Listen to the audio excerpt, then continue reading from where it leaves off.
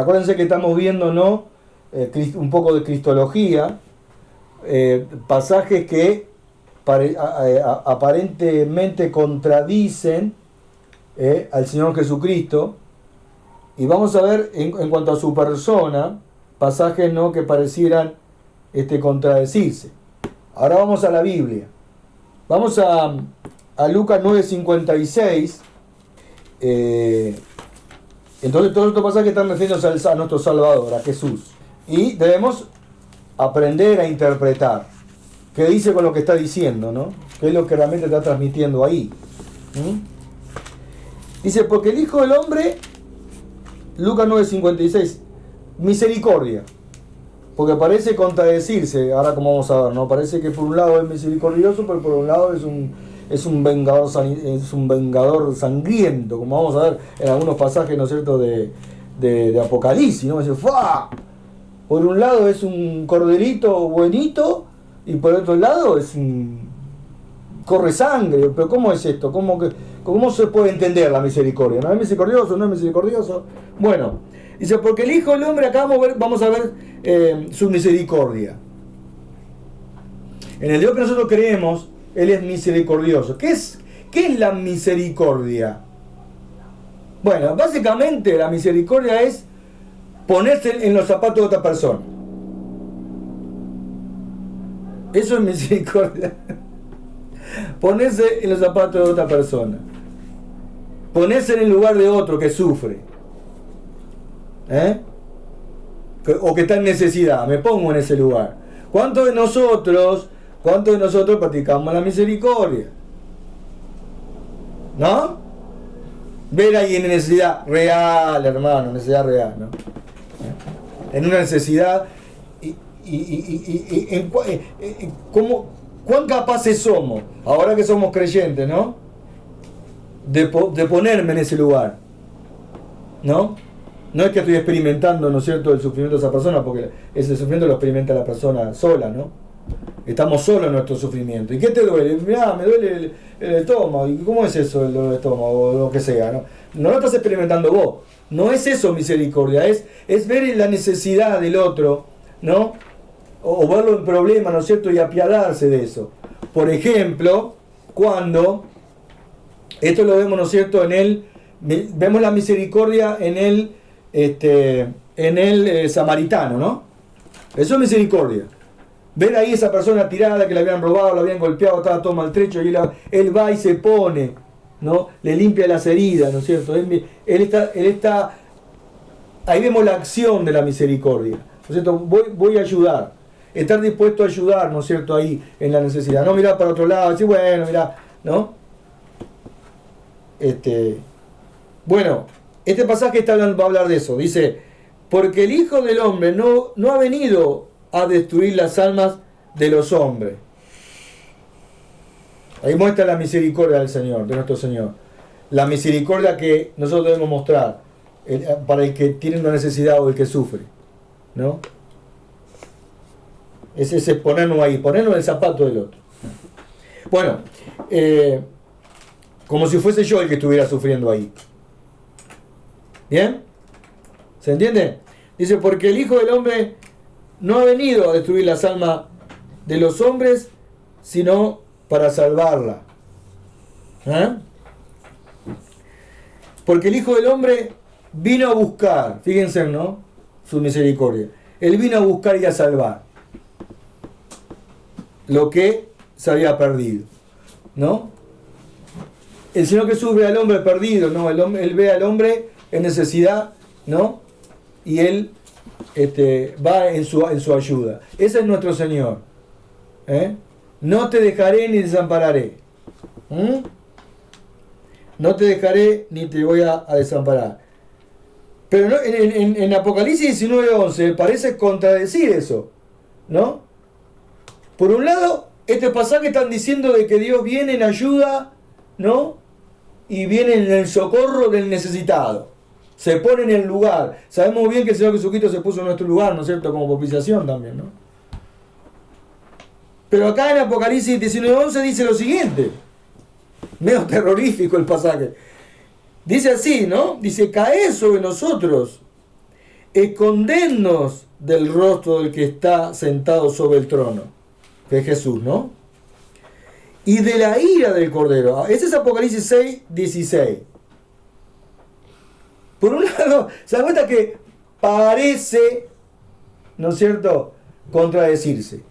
Misericordioso por un lado y misericordia por otro. No, no es así. No podemos leer a veces el pasaje literal si no, o sea, usamos el contexto. Pero yo, si ya sé el contexto, simplemente lo voy a pasar a explicar. Vamos a leer otro versículo. En el 19:11 dice: se llama fiel y verdadero, el cual con justicia juzga y pelea, ¿no?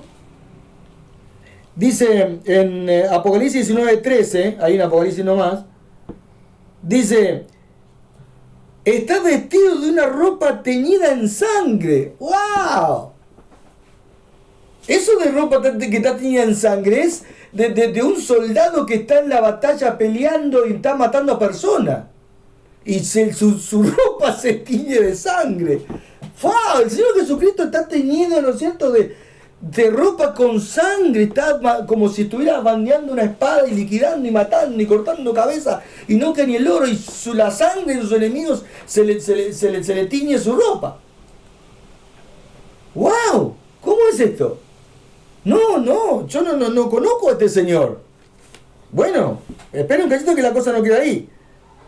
Dice, de su boca dice que sale una espada, esto es Apocalipsis 9:15, de su boca sale una espada aguda, filosa, es decir, para herir con ella a las naciones. Va a acuchillar a las personas, ¿no? Está diciendo eso, ¿no? O está expresando eso. Dice que le va a acuchillar, ¿no? Sale una espada aguda para herir con ella a las naciones, y él las pastoreará con varas de hierro. Y él pisa el lagar del vino del furor y de la ira de Dios Todopoderoso. Apocalipsis 9:15. Bueno, vamos a separar una cosa, ¿no? Primero, fíjense que los primeros pasajes comienzan diciendo: el Hijo del Hombre no ha venido, ¿no? Está identificando a la llegada del Señor, ¿no? Que vino, ¿a qué vino el Señor? A salvar. Pero este es el de Apocalipsis, que viene a vengarse ya en su segunda venida, ¿no? O cuando Él venga, está hablando de la venganza mesiánica. ¿Se dan cuenta? Entonces acá la dificultad queda clara. El Hijo del Hombre vino a salvar, a cuidar, a proteger, todo, ¿se dan cuenta? Pero en su venganza mesiánica, porque ya el Señor Jesucristo ya no se lo ve. Fíjense cuando se lo ve en Apocalipsis, ¿cómo se lo ve? Se lo ve, ¿cómo? Ojos de llama de fuego, se lo ve con, pies de bronce bruñido, y esos pies de bronce bruñido, ¿para qué son? Para aplastar, para destrozar. Pero ¿a quiénes destroza? No destroza a sus escogidos, ni destroza a los creyentes. Está hablando, ¿no es cierto?, que destroza, ¿no?, a aquellos, y muchas veces vemos eso en la vida de las personas, ¿no?, donde la ira de Dios está sobre ellos, ¿no es cierto? Y uno, por ejemplo, ve a personas, no importa quién es, decir, bueno, sí, el aborto, sí, ¿el aborto qué es? Nada, es una cosa que está ahí. Bueno, a eso se está refiriendo Apocalipsis. Cuando Él venga, a todas esas personas que han vivido a espaldas de Él, ¿no es cierto?, que no han ido, ¿no es cierto?, a los pies de la cruz, se está refiriendo a esas personas, les va a suceder esto. Él va a venir a vengarse de esas personas. Y fíjense, esos pasajes son muy, muy vívidos, ¿no? como diciendo, yo vengo, ¿no es cierto?, y mi ropa va a quedar teñida en sangre. Muchas veces pensamos, ¿no es cierto?, que el hombre perverso y malvado va a salirse con la suya. A veces vemos, ¿no es cierto?, que esos niños abortados, ¿no?, o lo que sea, no, Dios no va a vengarse de todo eso. No, y somos nosotros los que peleamos, ¿no es cierto?, y salimos a protestar. Está bien que lo hagamos, no estoy diciendo que no, ¿no es cierto?, pero nos olvidamos de que Dios es un Dios de venganza. Él no va a dejar por inocente al malvado. Esas personas, ¿no es cierto?, o sea, que ven las cosas así, ¿no es cierto?, que viene a su espada. Fíjense en lo que pasó en Sodoma y Gomorra. Dice que la maldad era tan grande, ¿no? Y vemos ahí la homosexualidad y todas las cosas que hacían, ¿no es cierto?, que Dios mandó, ¿qué? Fuego del cielo, ¿no es cierto?, y los consumió a todos. Ahí tenemos que ubicarnos, ¿no es cierto? Fíjense que no es muy complicado cuando empezamos a acomodarnos, ¿no es cierto?, en el pasaje, ¿no? Por ejemplo, Lutero y otro comentarista tomándose del lenguaje, ¿no? De este lenguaje, realmente entienden, ¿no es cierto?, que si Dios por un lado es santo, y Él está diciendo, sé santo, porque yo soy santo. Fíjense en qué importante es la santidad para Dios, la verdad para Dios, la misericordia para Dios, ¿no? Al igual, ¿no es cierto?, como que está a favor, ¿no es cierto?, de lo que es de la santidad, está totalmente en contra con la maldad. Dios está en contra con la maldad. Por eso nosotros los creyentes debemos apartarnos de todo lo que le llama maldad. Sea como sea. Lejos tiene que estar de nosotros, ¿no es cierto?, hacer maldad. Lejos debe estar, ¿no es cierto?, de nosotros el ser malos, personas malas. Por eso siempre nosotros tenemos que analizar lo que hablamos, lo que decimos, nuestro comportamiento. ¿Cuánta carga de maldad lleva? ¿Cuánta carga de pecado lleva? ¿Somos conscientes nosotros? Analizando estos pasajes, ¿no es cierto?, de Apocalipsis, cuando él dice, mía la venganza, yo pagaré. Eso es una cosa horrible, ¿no? Dios dice, yo pagaré, ¿no? Para el día de la venganza, o hay parte donde dice el día de la matanza, ¿no? Fíjense en que Santiago dice, engordás como una vaca. Fíjense en que ahí que es increíble, ¿no? Pero Santiago habla del incrédulo. Está hablando de la persona que vive a espalda de Dios. ¿Cómo vivimos nosotros los creyentes? Siempre tenemos que hacer, jovencitos, ustedes, ¿cómo viven? ¿A espaldas de Dios? ¿Viven enfrente a Dios? ¿No? Entonces, a esas personas malas que se estaban quedando con el sueldo de los trabajadores, ¿no? Con el dinero de sus trabajadores, ¿no? Yo he tenido de repente que dejar muchas veces realmente vamos a ir un poquito a Santiago, es decir, he tenido que dejar a administradores, ¿no es cierto?, que realmente son fraudulentos, son personas malas. Había uno que se quedaba con el dinero de las cargas sociales de los encargados. Fíjese cuánta maldad hay en eso, ¿no? El dinero que es del trabajador, de sus cargas sociales, se quedaba con ese dinero para gastarlo en sus cosas. ¿Se da cuenta? ¿Cómo se llama eso? ¿Cómo Dios le llama eso? Dios va a vengar eso. ¿Se entiende? No es que eso va a quedar, no, Dios, bueno, está bien, o sea, ¿vieron al Papa? Con ese, nunca me olvido, sacó un decreto, no sé cómo se llama, Fratelli Tutti, ¡ay, me salió! Fratelli Tutti, ¿no? El Fratelli Tutti, el Fratelli Tutti dice que todos somos cristianos, no pasa nada, vamos a darle, ¿no es cierto?, a la homosexualidad, a los homosexuales vamos a darle, que se casen, son hijos de Dios, el Fratelli Tutti. No sabe la que le espera. No conoce a Dios ese hombre. Le hicieron creer, ¿no es cierto?, que él es el pontífice, no sé qué, ¿no? ¿Se dan cuenta? Fíjense en lo que dice. Es duro, ¿no? Es duro. Dice 5.2, vuestras riquezas están podridas y vuestras ropas están comidas de polilla y vuestro oro y plata están enmohecidos. Y su moho testificará contra vosotros, ¿no? Y devorará del todo vuestras carnes como fuego. Habéis acumulado tesoros para los días posteros, ¿no? Versículo 4. He aquí clama el jornal de los obreros que han cosechado vuestras tierras, el cual por engaño no les ha sido pagado. ¿No lo vieron actual esto? Por vosotros. Y los clamores de los que habían cegado han entrado en los oídos del Señor de los ejércitos. Fíjense lo que está diciendo ahí. El Señor de los ejércitos. Habéis vivido en deleite sobre la tierra con la plata de los trabajadores y sido disolutos. Y habéis engordado vuestros corazones como en día de matanza. Habéis condenado y dado muerte al justo, y él no os hace resistencia. ¿Qué creen?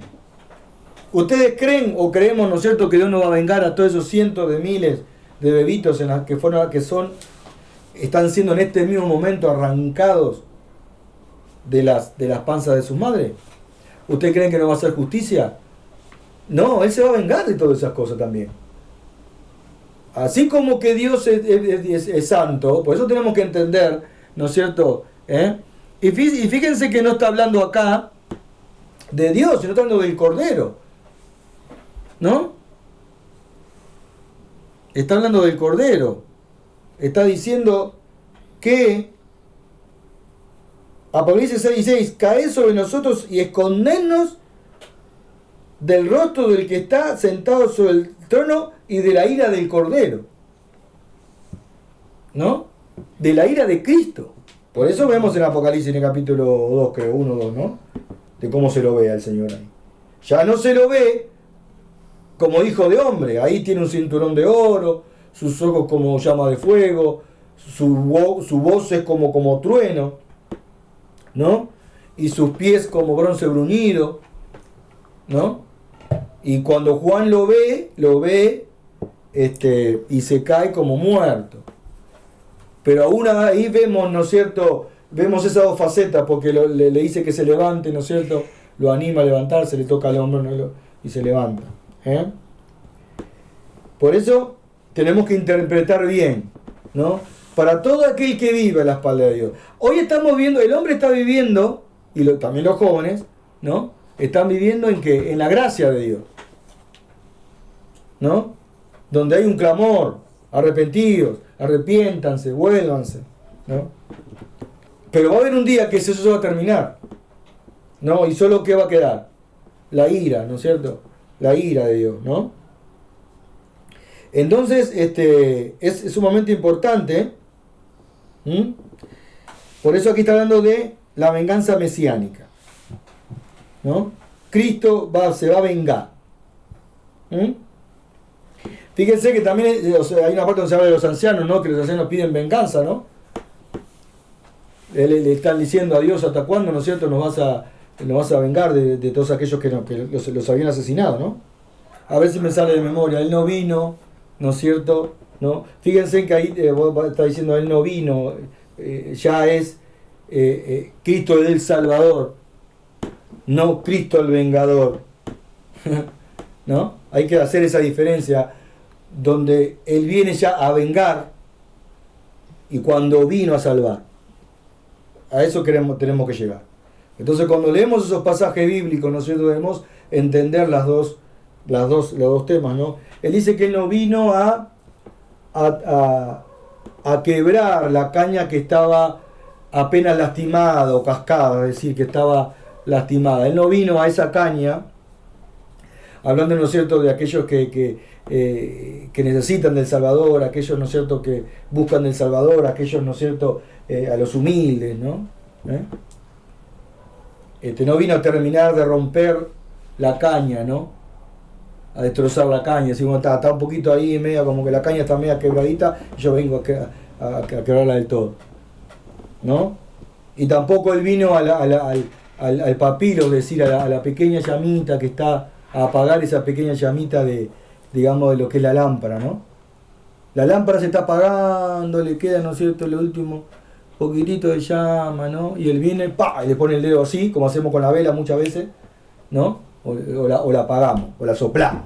Terminamos de destruir. No, él no vino a eso. ¿Qué es el pábilo? El pábilo es esa costrita que se forma, ¿no? Esa costrita que se forma en la lámpara. Vieron que esas lámparas de queroseno, no sé, vieron que es como un amianto, que cuando está muy negro, porque está sucio, hay que sacarle ese hollín que tiene. La llamita es re chiquita, bien colorada. Y entonces, ¿qué se hace? Se rompe todo eso, se saca todo ese hollín de alrededor, se vuelve a humedecer para que dé una buena llama, ¿no? Él no vino, ¿no es cierto?, a terminar con eso que está humeando, que apenas, ¿no? Esas personas, ¿no es cierto?, que están en desesperación, ¿no es cierto?, en la necesidad de salvación, ¿no?, y todo lo demás, sino que justamente él vino a hacer todo lo contrario, ¿no? Por eso es tan importante ver estas dos facetas de Cristo, para no confundirnos. No confundir. Y ustedes, fundamentalmente jóvenes, ¿no?, que no les suceda cuando lean las escrituras de que preguntar a papá y a mamá, ¿qué quiso decir el Señor con esto acá? ¿Cómo que su ropa va a estar teñida en sangre y con una espada? ¿Y cómo es eso, no? ¿Cómo que herir a las personas? No, porque está hablando ya es en Apocalipsis, cuando Él va a volver, Él va a vengarse. Dios es un Dios de venganza. Su amor, su venganza, su misericordia es el todo de Dios. Él es perfectamente misericordioso, su amor es perfecto en Él y su venganza también es perfecta. Es fuego consumidor. Él es fuego consumidor. ¿Y por qué? O sea, ¿por qué existe? A veces podemos pensar, ¿por qué existe el infierno? Porque Él es, ¿no?, fuego consumidor. Y no queremos ver esa parte de Dios. No, yo quiero ver el Dios amoroso, el Dios. No. Tenemos que ver a Dios en todo lo que Él es. ¿A qué nos lleva esto? ¿A qué nos tiene que llevar esto como creyentes? ¿Estás frente a tu abuelo que no es creyente? ¿Estás frente a tu tío que no es creyente, que vive a espaldas del Señor, vive fuera de su voluntad? ¿Tenés quizás un hermano? ¿Tenés un amigo? Y estas cosas, ¿no es cierto?, de ver a un Dios que es vengador, ¿no?, también tiene que ver con el hecho de que eso nos tiene que a los creyentes, para nosotros los creyentes es una motivación de llevarles la palabra a Dios, ¿no es cierto? Para que la venganza, ¿no es cierto?, de Dios no caiga sobre ellos, ¿no es cierto?, sino que sean salvos, ¿no? Por eso tenemos que tener mucho cuidado, ¿no?, con las interpretaciones que muchas veces hacemos, ¿no es cierto?, de la palabra de Dios, ¿no? Dios es un Dios de misericordia, es un Dios de amor, pero también la otra parte que está en las Escrituras, está bien claro, Él es fuego consumidor. Y cosa horrenda es caer en las manos del Dios vivo. Yo pagaré. ¿A quién va a pagar? Bueno, Él va a pagar, ¿no es cierto?, y se va a vengar de todos aquellos que vivieron, ¿no es cierto?, a sus espaldas. No es juguete Dios, ¿no? Pero podemos ver en Cristo su misericordia, porque Él dice, Él vino a salvar, Él no vino, ¿no es cierto?, a quebrar, a terminar de quebrar la caña que ya estaba ahí, ¿viste?, pobrecita, ¿no? Ya estaba dobladita, entonces Él terminó de quebrarla, ¿no? Sino que todo lo contrario. Y otra cosa es muy importante en nuestra vida, más allá de todos los sufrimientos, los percances, ¿no?, por vivir en un mundo caído, porque a veces nos cuesta mucho a los creyentes entender el sufrimiento. No podemos ver, ¿no?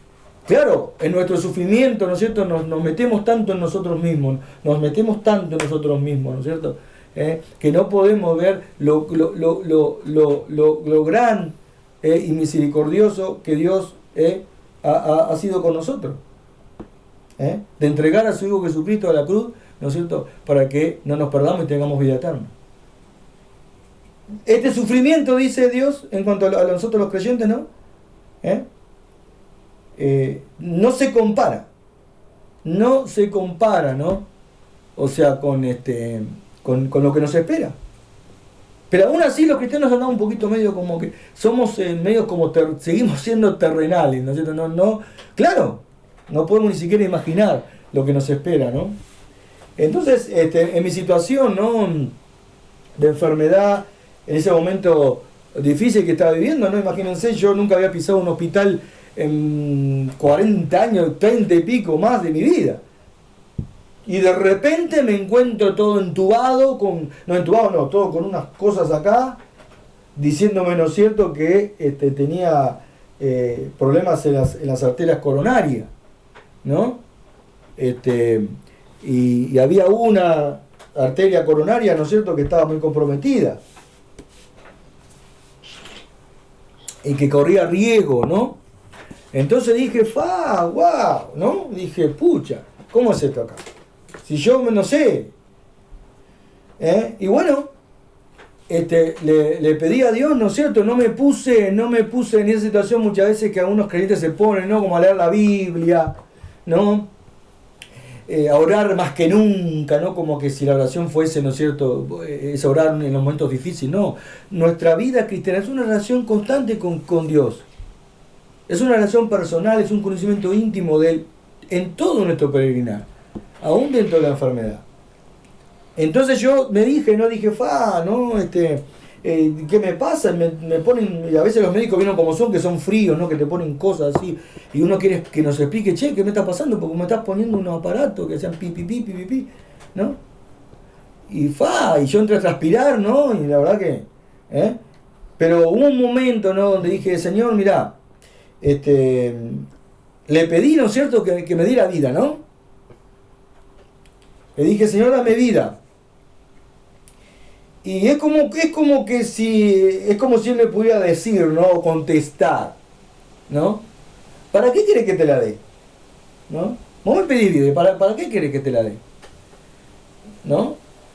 Y bueno, Señor, y dame vida porque yo, no sé, tengo una familia, tengo que seguir con mis cosas, a mí me gusta tocar la batería, no sé, me gusta cantar, tengo mi negocio y acá estoy enfermo, ¿viste? Dame vida porque yo tengo que seguir. ¿Se dan cuenta? Pero eso no fue mi contestación. Señor, dame vida. ¿Para qué? Para enseñar tu palabra. Y en ese momento, bueno, en la sala, ¿no es cierto?, donde yo estaba, que era de cardiología, ¿no? Estaban todos los enfermos cardiológicos, enfermos terminales, había de todo ahí. Bueno, yo lo primero que hice, porque no era que estaba imposibilitado de poder caminar, a los enfermeros, a todos, ¿no es cierto?, le presenté el Evangelio. Y en esa sala no quedó absolutamente nadie, ¿no?, sin que el Evangelio, ¿no?, les haya sido presentado. Bueno, el Señor escuchó mi oración y me sacó. Hoy, no sé cuántos años viviré más, ¿no? Pero Dios me dio vida. Pero yo sabía y entendía, a lo que se refiere su voluntad. No podemos pedir a Dios para vivir como se nos plazca en nuestra vida, ¿no es cierto? Porque nuestra vida es Cristo. Nuestra vida es Él. Es algo que nos cuesta, ¿no? Es como que uno estamos aferrados, ¿no es cierto?, a ciertas cosas y en nuestro confort y pensamos, no. Entonces ahí yo empecé a ver las cosas, ¿no es cierto?, con quizás otra profundidad, así, no. Acá estamos como la palabra dice, hermanos. Estamos como la palabra dice. De paso, somos peregrinos. Los creyentes somos una colonia que estamos acá, por un tiempo determinado, ¿no? Y que esa carpa, mis queridos hermanos, no quiero ser un aguafiestas, pero va a tener que levantarse un día. Pero no es que se levanta un día simplemente, ¿no?, y es fatalismo, ¿no es cierto? No, es para ir al abrazo de nuestro Salvador. Es para vivir en la eternidad, ¿no es cierto?, con nuestro Salvador. En el nuevo, como dice su palabra, ¿no?, como dice Pedro, cielo nuevo, ¿no?, y tierra nueva. Y ese pensamiento, ¿no? Habían personas ahí que realmente, había uno que ya sus pulmones estaban muy comprometidos, ¿no? Porque estaba y bueno, lo habían traído porque él se mareaba, ¿no? Se mareaba, no podía subir una escalera porque se mareaba, ¿no? Y bueno, y eso era justamente síntoma de que podía también, o sea, ser un problema cardíaco, pero resulta que no era un problema cardíaco, no tenía ningún problema cardíaco. Tenía un cáncer pulmonar, ¿no es cierto?, avanzado, ¿no? Y los médicos no querían decírselo, ¿no? Porque esa era la parte cardiológica y y yo escuchaba, ¿no? Porque viene el enfermero y me dice, ¿no? Me dice, che, me dice, aquel dice, tiene los pulmones hechos pomada, me dice. Digo, ¿quién? Oscar. Tiene los pulmones hechos pomada, me dice. Y yo veía como los médicos venían y decían, pero Oscar, dice, vos no tenés nada, Oscar. Oscar, vos no tenés nada. Vos tenés las arterias bárbaras. Y yo escuchaba lo que el médico le decía, ¿no? Y este enfermo me ha dicho, mirá, no le digas nada, no le digas nada, no le digas nada, no vayas a decir nada. Pero él siempre se acercaba, ¿no? Donde yo estaba, ¿no? Y él venía a charlar. Y yo le decía, no, sin decirle, ¿no es cierto? Porque eso no es una cuestión, digamos, y él estaba contento porque le habían dado el alta. Y dice, vos no tenés nada. Claro, cardiológicamente no tenía nada. Le dijeron, o sea, no tenés nada. O sea, Oscar, vos estás re bien. Ya, listo, te doy el alta. Y él estaba re contento, ¿no? Yo tengo el alta. Vino a decirme a mí que tenía el alta, todo. Y lo habían venido a buscar. Y resulta, ¿no? De que cuando él baja las escaleras, ya va a salir, se marea, se vuelve a marear, ¿no? Y casi se cae, casi se desmaya. Y vuelve a subir, ¿no es cierto?, a la cardiología donde estaba el médico, el cardiólogo de guardia, ¿no? Dice, escúcheme, me dice, mire, si usted cree que está todo bien, dice, pero él está, se cayó, se marea cada vez que sube una escalera, como antes. Y si ustedes dijeron que está todo bien, mirá, dice, entonces, textuales palabras, porque yo escuchaba, ¿no? Porque estaba en la oficina ahí del cardiólogo. Entonces el cardiólogo le decía textuales palabras. Me dice, no, dice, él cardiológicamente no tiene nada. Él lo que tiene que ir a ver es un oncólogo. Ya cuando te dicen que tenés que ir a ver a un oncólogo, bueno, ya sabés de qué se trata, ¿no es cierto? Creo que lo tienen claro eso, ¿no? Bueno. Pero en todo momento, ¿no es cierto? Yo le decía a Oscar, le digo, mirá, ¿sabés una cosa? Le digo, sé creyente, aferrate, ¿no es cierto?, al Señor, porque bueno, ellos estaban en esta iglesia, ¿no es cierto?, en esta falsa doctrina, ¿no es cierto?, de los pares de sufrir y todo eso, ¿no? Bueno, le digo, mirá, le digo, o sea, Oscar, le digo, vos no te apartes del Señor, no te apartes de Jesús, ¿cierto? Vos aferrate a Él, ¿no?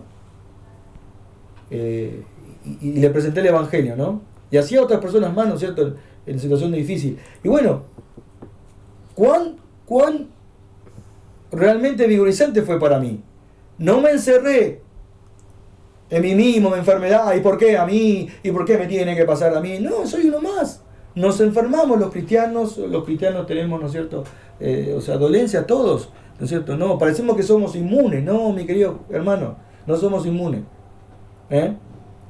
Pero Dios, ¿no es cierto?, las cosas Él las usa, en su sabiduría, que a veces no podemos entender. ¿Cómo, Padre, vos permitís ciertas cosas? Y yo te adoro, y yo te alabo, y yo todo lo demás. ¿No? O sea, Dios tiene todo en control. Aún en la enfermedad, ¿no? Y yo quizás, ¿no es cierto?, después pensando, digo, a lo mejor yo tenía que estar entre tanto. Yo le pedí al Señor, ¿no es cierto?, que me dé palabras para llevar a las personas, ¿no?, y presentar el Evangelio. Y de repente quizás Dios me dijo, bueno, está bien, vos querés llevar bueno, un bárbaro. Me llevó a un lugar. Yo siempre no era una de las personas, ¿no?, que decía, bueno, yo y le decía a los hermanos, no, che, ¿por qué no de repente vamos a los hospitales y le hablamos a las personas, a esas personas que están en necesidad? Y siempre eso tuvo en mí, ¿no? Siempre encontraba ciertos peros, ¿no? Pero bueno, pero siempre eso estaba en mi corazón. Bueno, parece ser, ¿no es cierto?, que Dios escuchó, ¿no es cierto?, esa oración, ¿no? Porque me puso en un lugar que yo menos pensaba, ¿no es cierto?, para sembrar la semilla en ese lugar, ¿no? Yo realmente no sé lo que fue la vida de de Oscar, ¿no?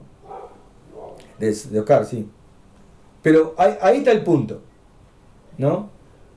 De esa necesidad, ¿no es cierto?, de predicar el Evangelio. Y hagámoslo, ¿no es cierto?, a las personas que, conociendo estos pasajes bíblicos, ¿no?, viendo a qué se refieren, ¿no?, de que Dios no es solo un Dios de amor. No nos quedemos con ese Dios de amor. Sí, Dios es Dios de amor. Y también es un Dios de venganza, ¿no? Y vemos, ¿no es cierto?, es un Dios de venganza, es un Dios de justicia, es un Dios de misericordia, es un Dios de amor. Cuando en el conocimiento de Dios, ¿no?, el conocer a Dios, el entender a Dios, ¿no?, tiene que estar todo eso en el paquete, no una partecita. Dios es amor, sí, Dios es amor, es su naturaleza, Dios es amor, pero también es fuego consumidor, también es misericordia, también es paciente. Él es omnisciente, todopoderoso, ¿no? Él no va a dejar, ¿no es cierto? Él dice, yo no voy a dejar no voy a tener al malvado como inocente. Claro, están en todas estas pseudos denominaciones que la verdad que a veces dan cierta bronca, ¿no? De que no están presentando al Dios de la Biblia, ¿no?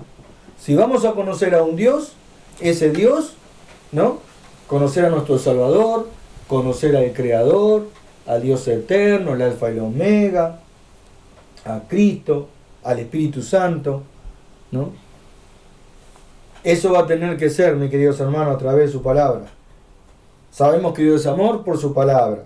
Sabemos que Dios es vengador, se venga por su palabra. Dios es misericordia por su palabra. Él le dice a Josué, yo no te voy a dejar ni te voy a desamparar. Bueno, yo conozco denominaciones que dicen, bueno, pero se lo dijo a Josué, ¿no?, el Antiguo Testamento, se tiene que ver con Josué. No, no tiene que ver con Josué. Porque lo vemos, ¿no es cierto?, que también Pedro cita, ¿no es cierto?, también ese mismo pasaje, ¿no? Porque creo que también está en otro lugar, en Deuteronomio, donde dice, yo no te voy a dejar ni te voy a desamparar. Y nos lo dice a nosotros. Y yo creo, hermanos, y quiero creer, ¿no es cierto?, que nuestro peregrinar y nuestro vivir en esa relación con Dios, hemos experimentado eso. Yo muchas veces en mi vida digo, Señor, de la que me sacaste, Señor, ahora que a mis 50 años, mis 51 años, digo, Señor, cuántas cosas, de cuántas cosas me has librado, de cuántas cosas me has dado, ¿no? Pero eso es en ese caminar, en esa experiencia, no puedo decirlo de otra manera. Y hay dos cosas que son fundamentales en este pasaje, ¿no?, de Josué, que todos conocemos, por eso no lo voy a buscar, porque todo el tiempo que estoy terminando ya. Fíjense en ustedes que él dice, por un lado, él dice, no te voy a dejar. Y refuerza diciendo, pero tampoco yo te voy a desamparar. Ninguna de las cosas van a suceder, ¿no es cierto?, en la vida del cristiano. Dejar, por un lado, dejar es el abandono. Él dice, no voy a dejarte, ¿no? Al creyente le dice también, no voy a dejarte. Es decir, dejar es dejar abandonado algo. Son dos palabras que tenemos que entender distintamente. Lo abandona, lo deja ahí. Yo lo dejo tirado ahí. Como un perro, ¿no? Esas personas que abandonan a sus animales, ¿vieron? Lo atan a un árbol, eso es abandonar.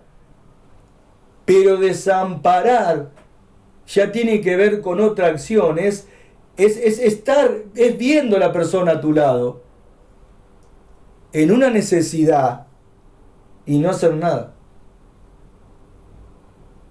Podendo hacer algo, eso es desamparo. Yo puedo de repente sacarla de esa situación, ¿no es cierto? Pero yo la dejo a su suerte, aún estando y poder, ¿no es cierto?, socorrerla. Y Dios a Josué y a nosotros le dice esas dos cosas, que no nos va a dejar y que tampoco nos va a desamparar. Ahora te pregunto para terminar, en tu vida cristiana, yo no sé cómo es o qué profundidad tiene, o si estás viviendo, ¿no es cierto?, o has vivido, ¿no es cierto?, engañado. Cuidado, porque quizás tendrías que hacerte esa pregunta. Todos la debemos hacer. Y ser muy sincero, ¿no? Quizás estás viviendo una vida, ¿no es cierto?, en la cual, ¿no es cierto?, ha sido una mentira religiosa, pura religión, ¿no? De observar cosas y hacer cosas, ¿no? Y de aplausos y de cosas, ¿eh? Pero qué tal, ¿no es cierto?, si podrías decir, ¿no es cierto?, que realmente, como dice el salmista, has caminado con él, como se puede decir. Yo no estoy hablando de su talla, ¿no? Pero por lo menos como esa canción que Dylan compuso, ¿no? Esa alabanza que Dylan compuso, caminemos con Yahvé, o caminemos con Jehová, o caminemos con el Señor o con Dios, ¿no es cierto? Lo podemos titular de todas esas maneras, ¿no? Donde habla, ¿no es cierto?, de Enoc, que caminó con Dios y Dios se lo llevó, ¿no? Y conocemos esa historia tan linda, ¿no? Es una historia que no es bíblica, pero de alguna manera es lo que esa alabanza dice, ¿no? De que iba Enoc caminando con Dios, ¿no? Enoc tenía una relación personal con Dios, ¿no? Como esa amistad que se habla de en cuanto a Abraham, ¿no? Que se constituyó amigo de Dios, ¿no es cierto? Fue constituido amigo. Entonces está esa historia donde Dios y van caminando juntos, ¿no? Ellos caminan juntos y Dios le dice a Enoc, Enoc, mirá, estamos más cerca de mi casa que de la tuya. Dios le dice a Enoc, no, estamos más cerca de mi casa que de la tuya. Pues vamos a mi casa. ¿No? Porque sabemos nosotros que no fue llevado con Dios y no vio la muerte, ¿no? Bueno, ese es el punto, mis queridos hermanos. Y yo quiero enfatizar esto en los jóvenes, ¿no? Un poco, quiero meter ahí. De que lograr en la vida esa relación, poder decir, Señor, tu palabra es a mí, paladar como miel, luz, ¿no? Luz, es tu palabra a mi camino o a mis pasos, no cháchara y jolgorio, ¿no? de bailatines, ¿no es cierto? Está todo muy bien, ¿no es cierto? Estamos canchengueando, ¿no es cierto? Pero deberíamos pensar de todos esos canchengues, quién es verdaderamente aquel que cultiva una relación personal con su creador, con Dios, Y eso es, ¿no es cierto?, lo que va a hacer la diferencia en la vida de un creyente. Dificultades van a venir, ¿no es cierto?, aún en la vida del cristiano, como las dos bases, ¿no?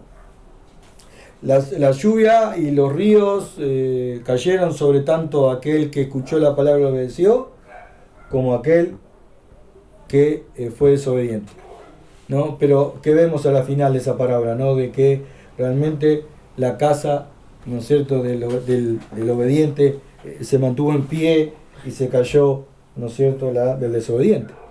Pero los sucesos vinieron a los dos, como sabemos, ¿no? Como muchas veces hemos cantado también, tenemos una alabanza que se refiere a esa parábola, Así que bueno, hermanos, que esto sea de aliento, ¿no?